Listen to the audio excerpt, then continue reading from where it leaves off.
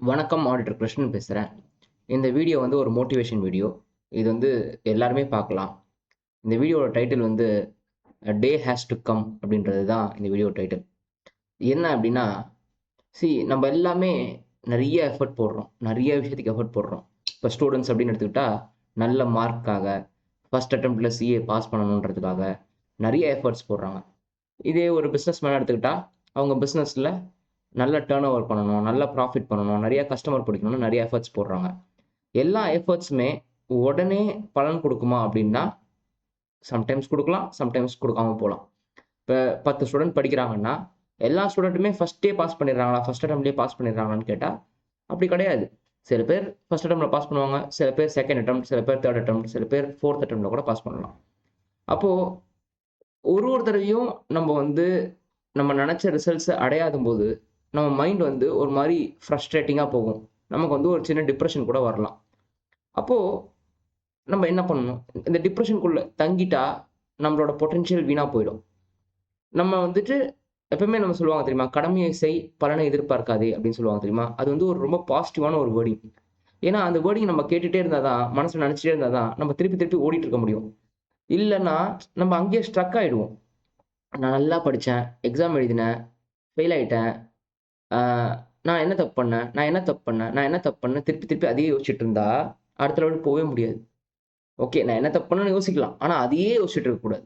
அடுத்தது கடந்து போயிட்டு திருப்பி படிக்க ஆரம்பிக்கணும். அத மறந்துட்டு திருப்பி படிக்க ஆரம்பிக்கணும். திருப்பி ஃபர்ஸ்ட் டைம் டெஸ்ட் எழுதுற மாரி எழுதணும்.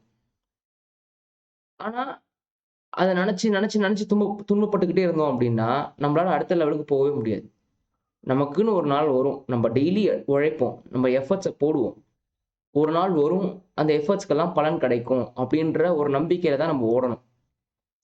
அந்த நம்பிக்கை தான் நம்மளோட ஒரு நாளும் நம்ம எழுந்துக்கிறதுக்கு ஒரு உற்சாகமா இருக்கும். ஓகே.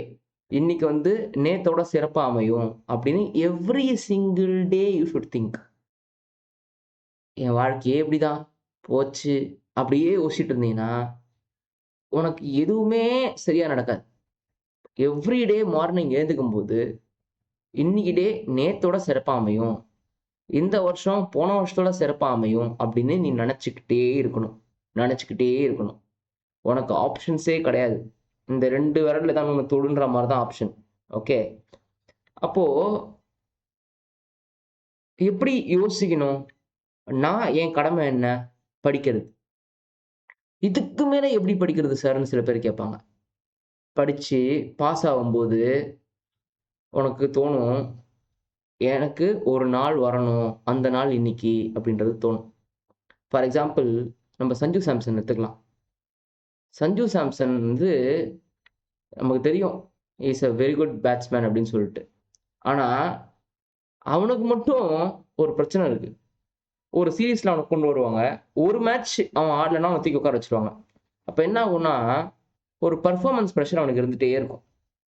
அப்போ ஒரு 5 மேட்ச் கொண்ட ஒரு சீரிஸ் இருக்குன்னு வச்சுக்கோங்களேன். ஃபர்ஸ்ட் மேட்ச்ல அவன கொண்டு வந்து விட்டுறாங்க. அந்த பெர்ஃபார்மன்ஸ் பிரஷர்ல, ஐயோ! அடிக்கலன்னா அடுத்த மேட்ச் நம்மள தூக்கிருவாங்க. அடிக்கலன்னா அடுத்த மேட்ச் நம்மள தூக்கிருவாங்கன்ற பெர்ஃபார்மன்ஸ் பிரஷர்லயே ஆடும்போது அவுட் ஆயிடுவான்.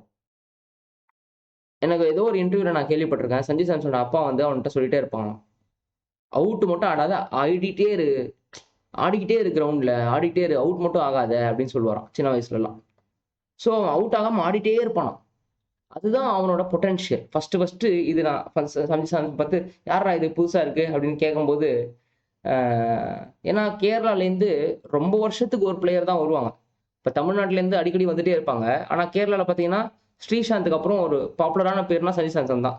உங்களுக்கு தெரியும் ஸ்ரீசாந்தே அவுட்டேட் ஆயி மீன்ஸ் லைக் அவங்க பேன் ஆயி எவ்வளோ வருஷம் ஆகுது.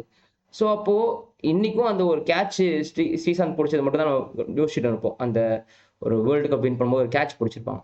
T20 வேர்ல்டு கப்ல சீரிஸ்ல. ஃபர்ஸ்ட் வந்ததுல. ஃபர்ஸ்ட் ஃபார்மேட்ல. அப்போ இது மட்டும் தான் அது ஐ திங்க் பாகிஸ்தான் மிஸ்பா உல்ல அடிச்சு பிடிப்பான்னு நெனைக்கிறேன். அதுக்கப்புறம் ஒரு பிளேயர் ஒரு கேரளாலேருந்து வரும்போதுன்றது எவ்ளோ டைம் ஆயிருக்குது. அப்போ அந்த மாரி ஒரு ஒரு ஆப்பர்ச்சுனிட்டி கிடைக்கும்போது நம்ம பெர்ஃபார்ம் பண்ணலையே! திருப்பி நம்ம ராஜஸ்தான் டீமுக்கு போறான். பெருசா ஆவுறான். ஆனா திருப்பி இந்தியன் டீமுக்கு வந்தா ஃபெயில் ஆகுறான். அப்போ அவனுக்கு ஒரு நாள் கிடைக்கல. இது ஏன்னா அந்த பெர்ஃபார்மன்ஸ் பிரஷர். சிஏ ஸ்டூடண்ட்ஸ்க்கு இதான் பெரிய பிரச்சனை. ஒரு பெர்ஃபார்மன்ஸ் பிரஷர் வருது.